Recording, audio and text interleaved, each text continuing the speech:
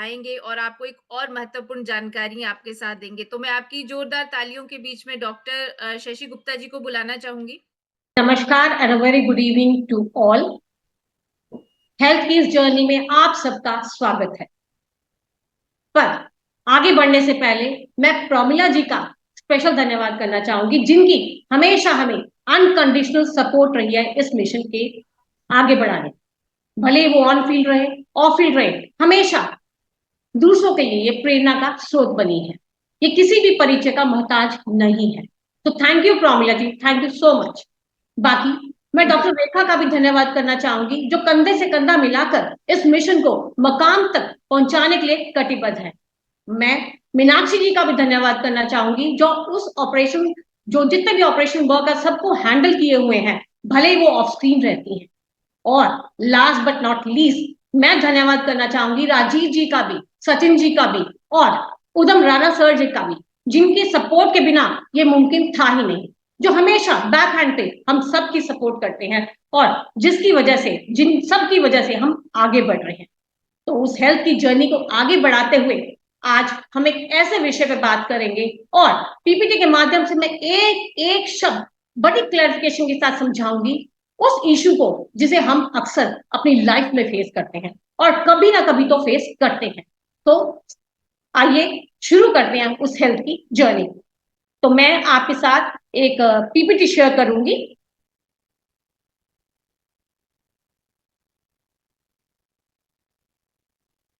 I hope सभी को मेरी स्लाइड क्लियरली दिखाई दे रही है। आई होप प्रमिला जी, क्या मेरी यस, स्लाइड देख पा रही यस है? मैम, यस मैम, शो हो रही है। आप ओके, कंटिन्यू कीजिए। Thank you so much. जैसे कि हम कहते हैं कि विमेन वो पिवटल होती हैं, यानी धुरी होती हैं घर की। लेकिन जब बात आती है अपनी हेल्थ को लेके तो वो चूक जाती है।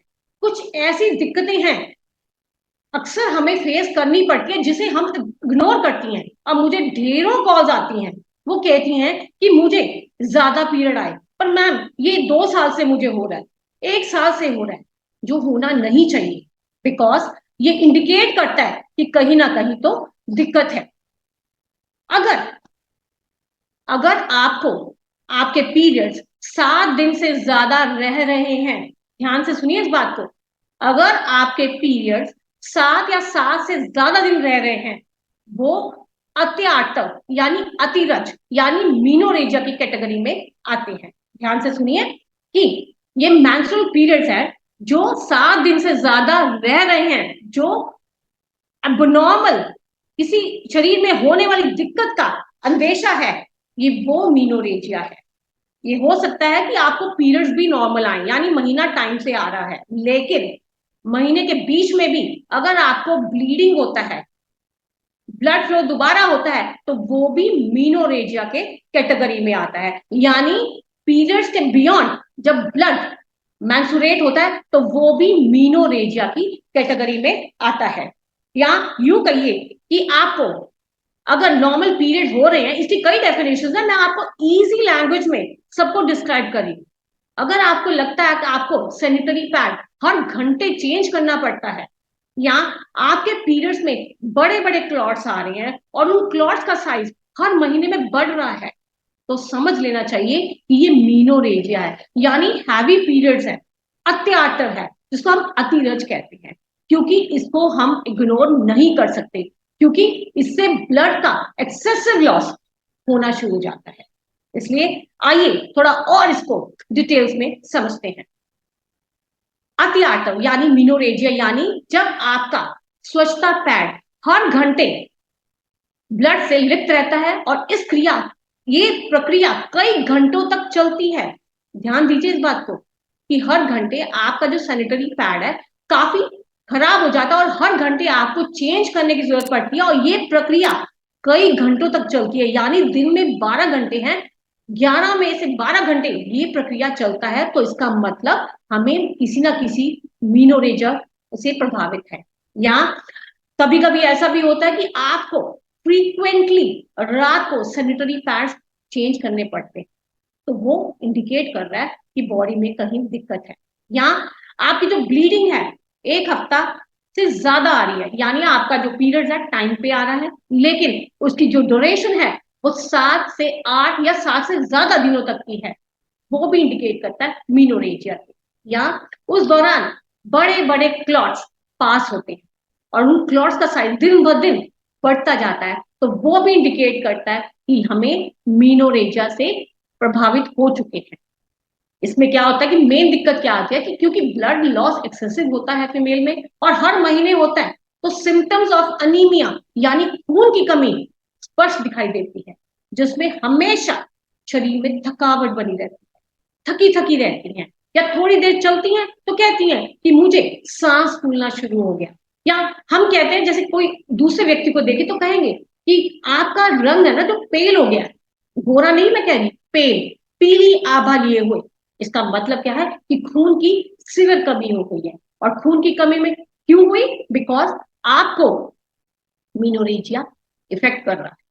साथ साथ हमेशा आपको लोअर बैक यानी आपकी जो रीढ़ की हड्डी का जो लोअर पोर्शन है उसमें हमेशा पेन बना रहेगा। और हो सकता है 50% लेडीज को होता है मेंस्ट्रुअल इश्यूज आने शुरू हो जाते हैं, क्रैम्प्स पड़ते हैं, थाई में सिवियर पेन शुरू हो जाता है। तो ये सिम्टम्स है मीनोरेजिया। अगर मैं कहूं या अगर आप कहें कि मैम मेरे में कोई कारण तो दिख नहीं रहा, पर हाँ मुझे ये कंडीशन है, तो इस कंडीशन की वजह क्या है, तो हम उस कंडीशन को पहले जानेंगे, फिर उसका सोल्यूशन भी बताएंगे। जैसे यूट्राइन पॉलिप्स का होना। पॉलिप्स क्या होते हैं? ये सबसे पहले विजिबल नहीं होते, ये किसी जांच प्रक्रिया जैसे अल्ट्रासाउंड हुआ नाभि के नीचे वाले हिस्से का यानी पैल्विस का, नाभि के नीचे वाले हिस्से का, उसको अल्ट्रासाउंड को कहते हैं पैल्विस का। तो उस अल्ट्रासाउंड से हमें चीजें क्लियर हो जाती है। जैसे किसी को अगर अत्यधिक ब्लीडिंग होता है ड्यूरेशन से बढ़कर, जैसे मैं आपसे कह रही हूँ कि मीनोरेजिया है, तो उस केस में क्या रीजन हो सकता है वो हम अल्ट्रासाउंड के माध्यम से ही पता कर सकते हैं। जैसे पॉलिप्स का होना। पॉलिप क्या होता है? पॉलिप होता है मांस के फफोले, ये यूट्रस यानी बच्चेदानी को इफेक्ट कर सकते हैं, बच्चेदानी में हो सकते हैं, जो जांच के द्वारा माध्यम से या किसी भी कोई भी डायग्नोस्टिक रिपोर्ट के माध्यम से ही स्पष्ट दिखाई देंगे। इसमें पॉलिप में क्या होता है कि ब्लड सर्कुलेशन बढ़ जाता है। ब्लड सर्कुलेशन बढ़ने से क्या होता है कि वहां पे जो हार्मोन इश्यूज क्रिएट होना शुरू हो जाते हैं। एक बात जरूर ध्यान दीजिए, ये पॉलिप्स जो हैं सबको प्रभावित नहीं करते। यानी पॉलिप्स किसको प्रभावित करेंगे? कुछ फीमेल्स को। अब ध्यान से सुनना सबने, आई होप सबने कॉपी पेन निकाल रखा है। ध्यान से सुनिए कि जो ये पॉलिप्स की बात कर रही हूँ ये नॉन कैंसरस होता है। ध्यान देना, नॉन कैंसरस मतलब पॉलिप्स का आपकी रिपोर्ट में होना ये इंडिकेट नहीं करता कि ये कैंसर है, ये नॉन कैंसरस है। और ये पर्टिकुलरली उन फीमेल्स को प्रभावित करते हैं जो मीनोपॉज की तरफ जा रही है या जिनको मीनोपॉज हो रहा है, यानी जिनका मासिक धर्म या तो बंद हो चुका है या बंद होने के कगार में है। तो यानी ये मीनोपॉज की तरफ जो फीमेल जा रही हैं उनको ज्यादा प्रभावित करता है। क्यों? बिकॉज हार्मोन्स जो है हमारे एस्ट्रोजन जिसे फीमेल हार्मोन कहते हैं, वो भले ही पीरियड्स इंड्यूस नहीं कर रहा मीनोपॉज में, लेकिन वो ब्लड में सर्कुलेट कर रहा है। पूरे रक्त में जो बहाव है उसमें एस्ट्रोजन हमारा जो हार्मोन्स है, इस वजह से ये पॉलिप पैदा करता है। पॉलिप की वजह से स्पॉटिंग या ब्लीडिंग होती है। और एक खास बात और बताना चाहूंगी, ये कभी भी 20 साल से कम उम्र की लड़कियों में नहीं देखने को मिलता। तो ध्यान दीजिए इस बात को कि पॉलिप कभी भी 20 साल से कम उम्र की जो भी लड़कियां हैं या जो भी महिलाएं हैं उनमें नहीं होता। ये सिर्फ उनमें होता है जो मीनोपॉज की तरफ है, यानी जिनका मासिक धर्म बंद होने के कगार में है या जिनका हो चुका है। दूसरा कारण क्या है? अडीनोमायोसिस। इसको समझना बहुत जरूरी है क्योंकि मेरे पास बहुत केसेस आ रहे हैं, कितने अल्ट्रासाउंड आते हैं और मैक्सिमम अडीनोमायोसिस होता है। अडीनोमायोसिस यानी जिनकी रिप्रोडक्टिव हेल्थ अच्छी है, यानी जिनके चाइल्ड बियरिंग एज है, उन महिलाओं को ज्यादा अडीनोमायोसिस प्रभावित करता है। अडीनोमायोसिस होता क्या है कि जैसे आपके जो बच्चेदानी की जो लाइनिंग होती है वो नॉर्मल होती है, लेकिन कभी कभी आपकी जो यूट्राइन लाइन है वो इनवर्ड ग्रो करना शुरू हो जाती है, यानी मांसपेशी के अंदर बनकर दोबारा वो लाइनिंग डेवलप हो जाती है, जिसे हम अडीनोमायोसिस कहते हैं। और ये कंडीशन कभी भी मीनोपॉज के बाद नहीं होती। तो ध्यान दीजिए, जब भी आप किसी मीनोपॉज वुमेन से बात करेंगे, वो कहेगी मुझे स्पॉटिंग हो रहा है, मुझे ब्लीडिंग हो रहा है, तो इसका मतलब उसको यूट्राइन पॉलिप हो सकता है, उसको एडिनोमायोसिस नहीं हो सकता। पॉलिप होगा किसको? मीनोपॉज वाली फीमेल को। और एडिनोमायोसिस होगा जो चाइल्ड बियरिंग एज के, यानी जिनकी रिप्रोडक्टिव हेल्थ इंटैक्ट है। तीसरा कारण है हार्मोनल इम्बैलेंस। अब इसको हम हर आपको एपिसोड में इस इम्बैलेंस की बात करते हैं। सबसे पहले ये सिंपल लाइन में जान लीजिए कि ये हार्मोनल बैलेंस होता है तो क्या इफेक्ट करता है हमारी यूट्रस पे। जब आपकी बॉडी के सभी हार्मोन्स इंटैक्ट होंगे तो आपकी जो यूट्रस की लाइनिंग है ना, उसको परफेक्ट बनाएंगे, यानी उसको इंटैक्ट रखेंगे। और जब वो लाइनिंग शेड होती है उसको हम कहते हैं पीरियड्स, मेंस्ट्रुएशन। लेकिन जब आपकी हार्मोन्स के इम्बैलेंस हो जाता है, अप एंड डाउन हो जाते हैं, मैंने अपने फर्स्ट सेशन में भी आपको बताया था कि हार्मोन्स यानी बॉडी में 50 से भी ज्यादा हार्मोन्स हैं।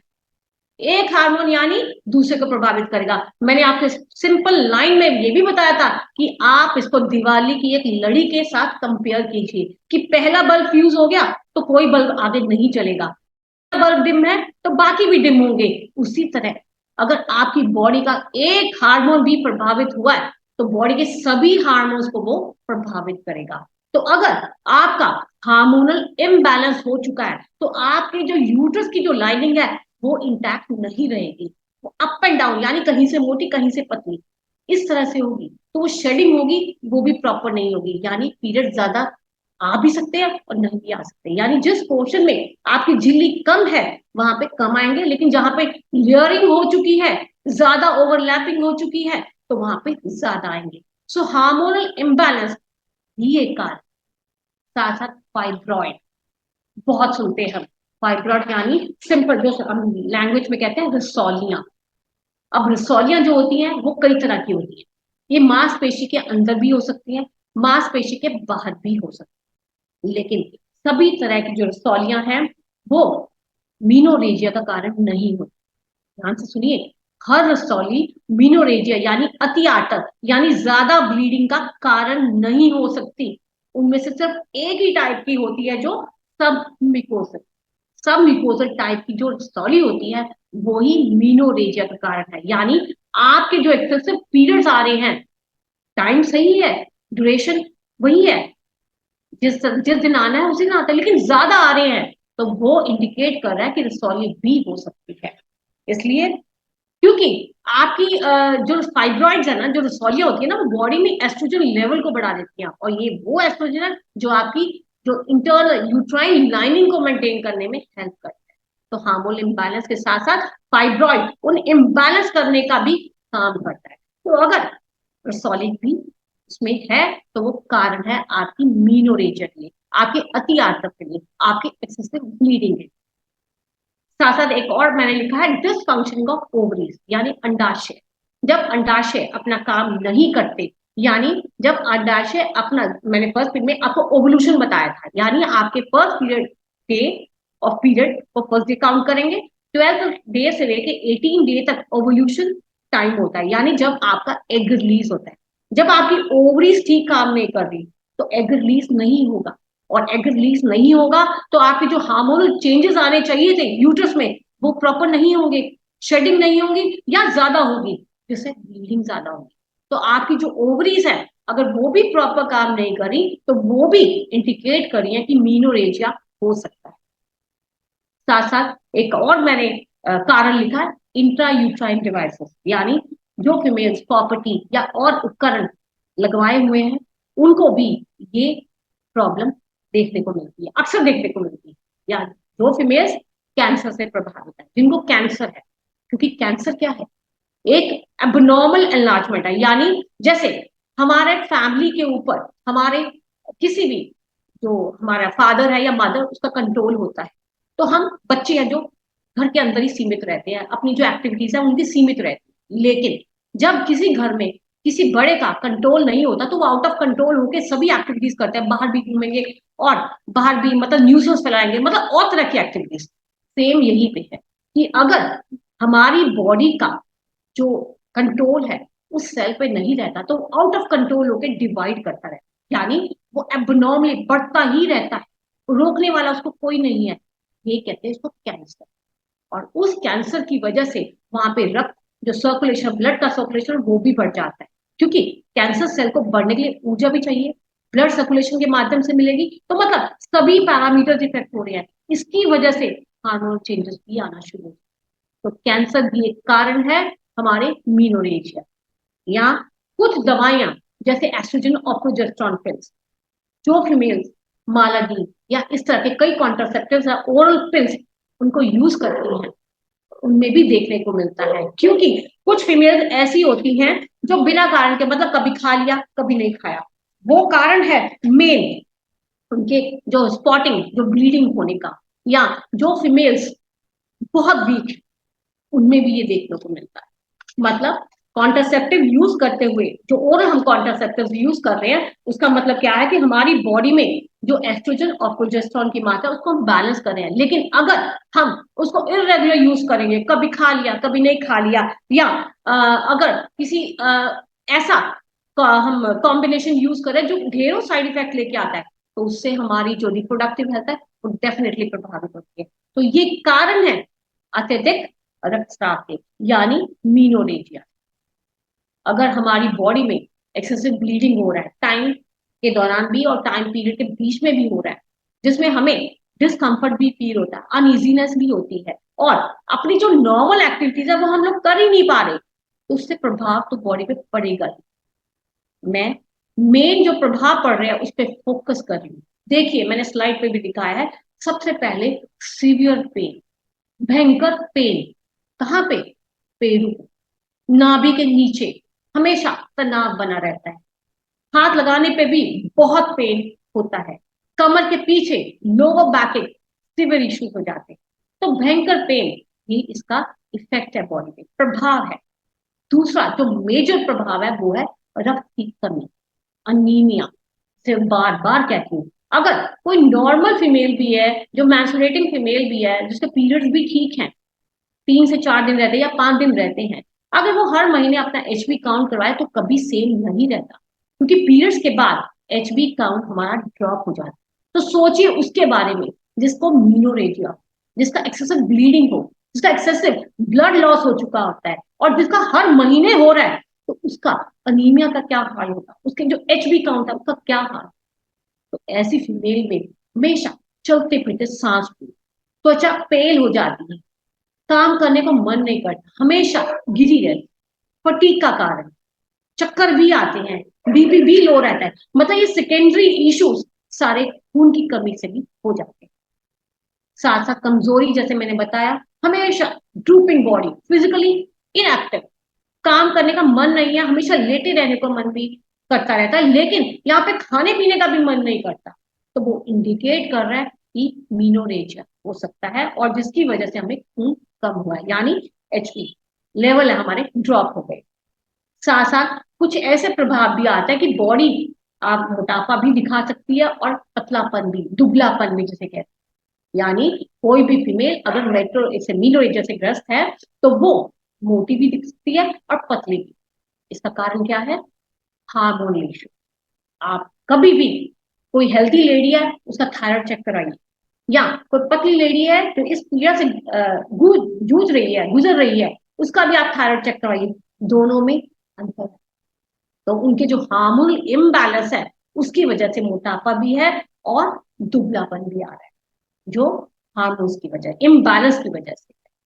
साथ साथ बिकॉज ब्लड कम हो गया, थायराइड भी इफेक्ट हो गया, साथ साथ में ऐसे पेशेंट का जो ब्लड प्रेशर है वो इम्बैलेंस रहता है, जनरली वो ड्रॉप होता रहता है, यानी बीपी कम होता रहता है जनरली। कुछ केसेस में बढ़ा हुआ भी देखने को मिलता है अगर वो और मेडिकेशंस ले रही है, लेकिन जनरली ये लो बीपी की तरफ इशारा करता है, जिसमें पेशेंट या फीमेल हमेशा लेटी रहती, चक्कर आते, हमेशा उल्टी का मन करता रहता है, तो ये इंडिकेट कर रहा है कि उसका जो ब्लड प्रेशर है वो ड्रॉप हो रहा है। और जो सबसे बड़ा इसका इफेक्ट होगा वो है बांझपन, यानी इनफर्टिलिटी। इसको ध्यान से सुनिए। पॉलिप हो, फाइब्रॉइड हो, या कोई और रीजन हो जिसकी वजह से आपकी एंडोमेट्रियल लाइनिंग बनी नहीं थी, या बन गई तो बहुत ज्यादा शेड होती है, जिसकी वजह से आपको इनफर्टिलिटी भी फेस करनी पड़ सकती है। तो अगर किसी फीमेल को ये सिम्टम्स हैं या कुछ लक्षण हैं तो कृपया इसको इग्नोर मत करें। सॉल्यूशन सबके पास है, हमारे पास भी है। अपनी प्रॉब्लम को खुल के बताएं।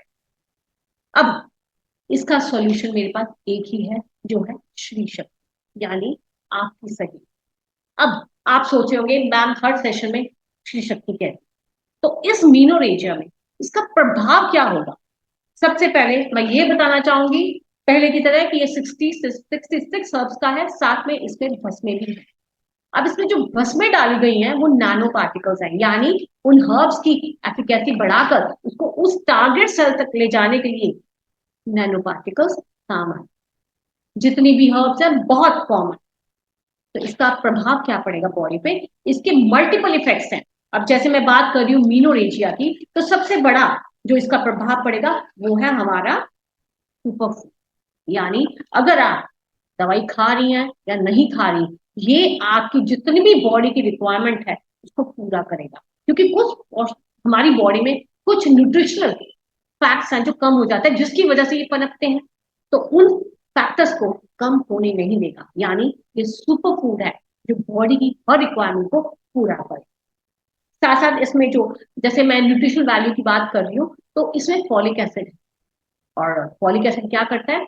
जो हमारे जो लाल कण है, आरबीसीज हैं, उनमें जो प्रोटीन होता है हीमोग्लोबिन, उसको बनाने का काम करते हैं। क्योंकि जितना आपकी बॉडी में हीमोग्लो होगा, यानी जितना आपका आरबीसी होगा, उतना आपका जो ब्लड सर्कुलेशन प्रॉपर होगा।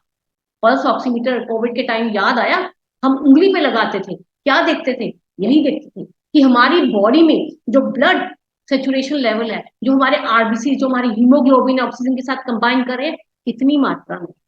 बस उसको सेचुरेशन तक रखने के लिए, उसको इम्पैक्ट रखने के लिए, ताकि वो नॉर्मल फंक्शनिंग करते रहें, ये सुपरफूड बहुत जरूरी है। साथ साथ इसमें विटामिन सी भी। विटामिन सी क्या काम आता है? विटामिन सी सबने सुना है, हम कोविड के टाइम में एग्जाम्पल देती हूँ, कहते थे विटामिन सी की टैबलेट खाओ। क्यों खाओ? बिकॉज वो हमारी रोग प्रतिरोधक क्षमता को बढ़ाने का काम। विटामिन सी हमारी बॉडी में जाके हमारे जो डिफेंस सिस्टम से रिलेटेड सेल्स हैं, यानी श्वेत कण, यानी डब्ल्यूबीसी, उनको बढ़ाने का काम करेंगे। उनसे निकलने वाले जो प्लेटलेट्स होते हैं ना, छोटे छोटे, उनको भी बढ़ाने का काम करेंगे, जो हमारी बॉडी की इम्यूनिटी को इंटैक्ट रखेंगे। क्योंकि जब बॉडी की इम्यूनिटी स्ट्रांग होगी तो हमारे जो जो बाहर से किसी भी पैथोजन का जो अटैक होगा वो नहीं होगा। इसलिए बॉडी की इम्यूनिटी बनाए रखने के लिए भी इंपॉर्टेंट है ये हमारा श्री शक्ति। अब एक बहुत इंपॉर्टेंट फंक्शन है इसका कि हमारी जो गट हेल्थ है उसको भी इंटैक्ट रखता है। क्योंकि हम जो दिख रहे हैं, मतलब हम जो खा रहे हैं वही हम दिख रहे हैं। अगर हमारा पेट साफ नहीं है, दुनिया का सबसे अच्छा खाना खा रहे हैं, बहुत पौष्टिक खाना खा रहे हैं, लेकिन पेट कभी भी हमारा ठीक नहीं रहता, गैस बनती है, कब्जियत बनती है, तो हमारी रक्त धमनियां क्या करेंगी? वो उस गंदगी को ही सोखकर हमारे अंगों तक पहुंचाएंगी, यानी हमारी रिप्रोडक्टिव ऑर्गन तक भी वही गंदगी जाएगी। तो जिन अंगों को प्रॉपर और स्वच्छ खून मिलना चाहिए, वो अब इम्प्रॉपर खून को झेलेगा, यानी उसमें ना तो न्यूट्रिशन होगा, ना ही बाकी फैक्टर्स होंगे। तो जैसा उसको अन्न मिलेगा वैसा वो काम करेगा। इसलिए अपनी बॉडी को डिटॉक्सिफाई करने के लिए, सालों से जमी हुई गंदगी को निकालने के लिए सुपरफूड श्री शक्ति का जरूर सेवन करें। ये आपकी गट हेल्थ है, उसको भी बनाए रखने में हेल्प। तो देखिए इसके कितने मल्टीपल बेनिफिट्स हैं। और सबसे बड़ा बेनिफिट क्या है कि जो आपके हार्मोन्स हैं, फीमेल हार्मोन एस्ट्रोजन और प्रोजेस्टेरॉन, उनको बैलेंस करने का काम करता है। बिकॉज आपके दोनों हार्मोन्स बैलेंस रहेंगे तो आपके बॉडी के जितने भी हार्मोन्स हैं वो सब इंटैक्ट। और एक बहुत इंपॉर्टेंट बात जो मैंने अपने सेशन में जानबूझ के नहीं बताई, जो अब बता रही हूँ, स्ट्रेस लेवल को भी कम करने का काम करता है, यानी आपकी मेंटल हेल्थ है उसको भी कंट्रोल करने का काम करता है। बिकॉज जब आप में स्ट्रेस होगा तो आपकी बॉडी में कॉर्टिसोल हार्मोन बढ़ेगा, और एक हार्मोन बढ़ गया तो क्या होगा? बाकी हार्मोन्स प्रभावित होंगे। इसलिए आपकी जो स्ट्रेस लेवल है उसको कम करने में भी ये सुपरफूड श्री शक्ति हेल्प कर सकती है। तो देखिए कितने मल्टीपल बेनिफिट्स हैं। और हाँ, मैंने एक प्रोडक्ट की फोटो और लगाई है जिसे अमूल्य हीमोग्लो कहते हैं। ये वो प्रोडक्ट जिन फीमेल्स का जो एचपी काउंट बहुत ज्यादा, ड्रॉप हो गया। यानी जिनको कोई इश्यू नहीं है, पहले था या इग्नोर किया गया है, या जिनको अभी भी आ रहा है, फाइब्रॉइड से जूझ रही हैं, पॉलिप से जूझ रही है, एडिनोमायोसिस से जूझ रही हैं, उन सब फीमेल के लिए श्री शक्ति के साथ आप अमूल्य हीमोग्लो जो टैबलेट है उसका सेवन जरूर करें। और अगर आप हेल्दी हैं, आपको कोई हेल्थ इशू नहीं है, तो आप श्री शक्ति का सेवन जरूर करें। श्री शक्ति की जो डोज है वो है 15 ml, खाली पेट 2 बार, खाली पेट 2 बार 15 ml, लेकिन हम प्रॉब्लम के अनुसार 3 बार भी दे सकते हैं, तो उसके लिए आप हमसे जरूर कॉन्टैक्ट करें। और जो हीमोग्लो टैबलेट है वो टैबलेट फॉर्म में है, टैबलेट है। उसको लेने का तरीका क्या है कि दोपहर को खाने से पहले, यानी एक प्लेट पे पहले गोली खाएं, ऊपर से खाना खाएं। ऐसे ही रात को पहले गोली खाएं, ऊपर से खाना। ये हम तरीका इसलिए अलग से बताते हैं बिकॉज कई पेशेंट हीमोग्लो टैबलेट या कोई भी जो आयरन का जो सप्लीमेंट है उसको खाने के बाद कहते हैं कि मेरे पैखाने लाल हो गया, यानी मेरे टॉयलेट का जो स्टूल्स का कलर है वो रेड हो गया, वो डर जाते हैं, वो छोड़ देते हैं। तो अगर आप खाने का तरीका बदल देंगे तो आपके स्टूल्स पे कोई प्रभाव नहीं पड़ेगा। इसलिए जो श्री शक्ति सेवन जरूर करें, और जिसको प्रॉब्लम है वो साथ में अमूल्य हीमोग्लो टैबलेट जरूर सेवन करें। साथ साथ मैंने कुछ स्लाइड के ऊपर आपको योगा और कुछ जो फिजिकल एक्टिविटीज है वो बताई हैं। जैसे आप सिर्फ लाइट कपालभाति कर सकते हैं, या 3 किलोमीटर की सैर जरूर करें दिन में 2 बार, सुबह शाम। ये आपके जो मस्कुलर हेल्थ है ना उसके लिए बहुत इंपॉर्टेंट है, ब्लड सर्कुलेशन के लिए बहुत इंपॉर्टेंट है। क्योंकि मैक्सिमम जो फीमेल्स हमेशा कुर्सी पे बैठ के काम करती हैं, या जिनकी जो काम ऐसा होता है कि उनकी मूवमेंट रिस्ट्रिक्टेड रहती है, वो मैक्सिमम इन प्रॉब्लम से जूझती है। क्यों? क्योंकि ब्लड सर्कुलेशन प्रॉपर जाता ही नहीं रिप्रोडक्टिव ऑर्गन्स को, जिसकी वजह से उनको ये इश्यूज शुरू हो जाते हैं। इसलिए हमेशा 3 किलोमीटर वॉक करना है, दौड़ना नहीं है, सिंपल चलना है।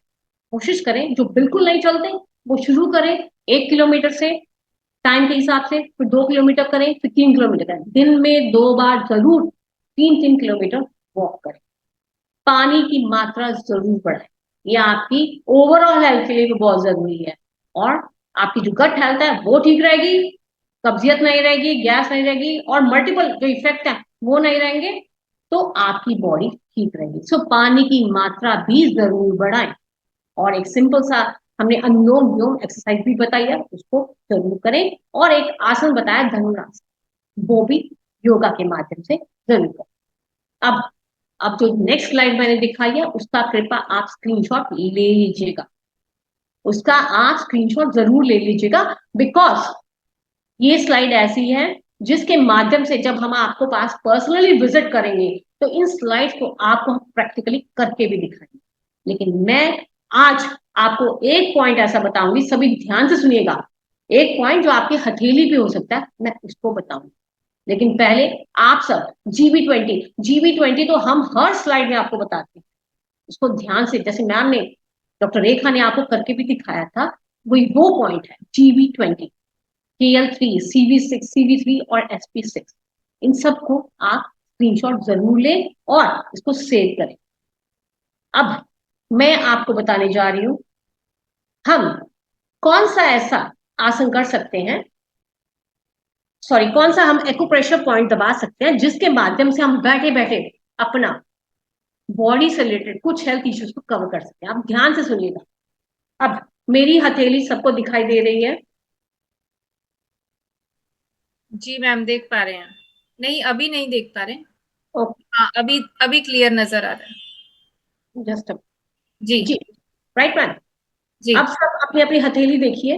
अब मैंने उस दिन भी बताया था कि अंगूठे को बंद करिए, ये जो बाहर की 2 उंगलियां हैं ये हमारे हाथ हैं, और जो बीच की 2 उंगलियां वो हमारी टांगे हैं, राइट। अब एक पेन लीजिए, 2 टांगों के बीच में एक पॉइंट डार्क ब्लैक कलर में मैंने बनाया है, उसको बनाइए।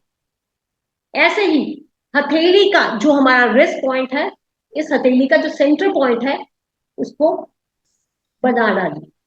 मैंने 2 पॉइंट्स बनाए हैं, एक तो हमारी 2 टांगों के बीच और एक है हथेली के बिल्कुल बॉर्डर, कलाई के नीचे सेंटर पॉइंट। ठीक है, सबको समझ आ गया? अब उस लाइन को आप ज्वाइन करें, यानी यहां से लेके आप एक स्ट्रेट लाइन बनाएंगे, जो दोनों बिंदुओं को ज्वाइन करेगी। उसके बाद जो ये लकीर आ रही है, छोटी उंगली से लकीर आ रही है, उस जिस पॉइंट पे वो इंटरसेक्ट कर रही है, दोनों को जोड़ रही है, उस पॉइंट पे आप निशान लगाएंगे। राइट। अब एक पॉइंट ऊपर है, एक पॉइंट नीचे है। अब इन दोनों के बीच में हमने दो पॉइंट ऐसे लगाने हैं कि तीनों का जो डिस्टेंस है वो सेम रहे। यानी एक पॉइंट मैं यहां लगाऊंगी और एक पॉइंट मैं यहां लगाऊंगी। ध्यान से देखिए, बिल्कुल सेम है डिस्टेंस। मेरा फर्स्ट पॉइंट, ये सेकंड पॉइंट है, ये मेरा इंटरसेक्टिंग पॉइंट है, उनके बीच में मैंने दो पॉइंट्स लगाए। अब काउंट करिए, ये है 1, ये है 2, ये है 3। जो नंबर 3 पॉइंट है उसको आपने 2 से 3 मिनट प्रेस करना है। राइट। तो ये है मीनोरेजिया को क्योर करने का एक्यूप्रेशर पॉइंट। दोबारा बोलूंगी कि दोनों टांगों के बीच में एक पॉइंट को प्रेस करना है, कलाई के बीच में एक पॉइंट लेना है, दोनों को ज्वाइन करना है। अब लकीर से आने वाला लाइन को जहां पे वो पॉइंट मीट कर रहा है उस पर डॉट बनाएंगे, और उन दो डॉट्स के बीच में हम दो डॉट्स ऐसी बनाएंगे जिनका डिस्टेंस इक्वल हो, और उंगली से काउंट करेंगे 1, 2, 3। तो ये जो 3 पॉइंट है मेरा, इसको हमने प्रेशर देना है। ठीक है, ये है हमारा एक्यूप्रेशर पॉइंट, जिसको हम CV3 कहते हैं। इस प्रेशर, इसको हल्के से 2 से 3 मिनट में प्रेशर भी देना है, या अगर आपने कोई भी मूंग की दाल टेप पे लगा के रात भर चिपका के रख सके तो उसको भी आप कर सकते हैं। तो ये डेफिनेटली आपकी उन परिस्थितियों में हेल्प करें।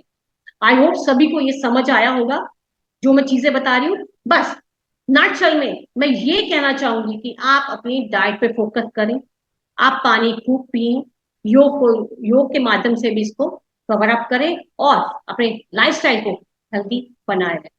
डेफिनेटली ये हेल्प करें। आई होप सभी को ये सेशन समझ आया होगा, और मैं चाहती हूँ इससे रिलेटेड किसी भी फीमेल का कोई क्वेश्चन हो तो मैं उसको आंसर देने को तैयार हूँ इस प्रॉब्लम से रिलेटेड। बाकी मैं ये भी कहना चाहूंगी कि जिन बहनों ने आज ज्वाइन किया है वो नंबर नोट कर लीजिए, हमें डॉक्टर ऑन कॉल पे भी संपर्क कर सकते हैं, या जो हमारे डिस्ट्रिक्ट पब्लिक रिलेशनशिप मैनेजर है प्रॉमिला जी, उनके माध्यम से भी हम संपर्क कर सकते हैं, या हमारी लैंडलाइन जो नंबर है उसके माध्यम से हमसे संपर्क कर सकते हैं। तो किसी भी बहन का इस इशू से रिलेटेड जो भी क्वेश्चन हो तो कृपया आप हैंड रेज करें और आप मुझसे क्वेश्चन करें। Thank you so much ma'am. आपने जो हमें आज जानकारी दी सभी के लिए बहुत फायदेमंद रही होगी। जैसा कि सभी ने एक वर्ड सुना है जो बहुत कॉमन सा होता है और रिपीटेड रहता है, आपके जो हार्मोन्स होते हैं वो इनबैलेंस्ड होते हैं। इवन ये इतना कॉमन वर्ड हो गया है कि जब हम वैसे भी बात करते हैं ना घरों में, जैसे बोलते हैं यार उस बच्चे के ना पिंपल्स ज्यादा हो रहे हैं, तो हमारे दिमाग में एकदम आता है अच्छा वो हार्मोन्स ना उसके चेंज हो रहे होंगे अकॉर्डिंग टू एज, है ना। तो ये हमें पता तो है कि ये प्रॉब्लम्स आती है, लेकिन इसका अभी हम सोल्यूशन आपके लिए लेकर आए हैं श्री शक्ति के रूप में। आपको ऐसी कोई भी प्रॉब्लम होती है तो आप श्री शक्ति ले सकते हैं। तो मैम ने बहुत बारीकी से एक एक चीज को डिफाइन किया है, आप सभी समझ पा रहे होंगे इस चीज को।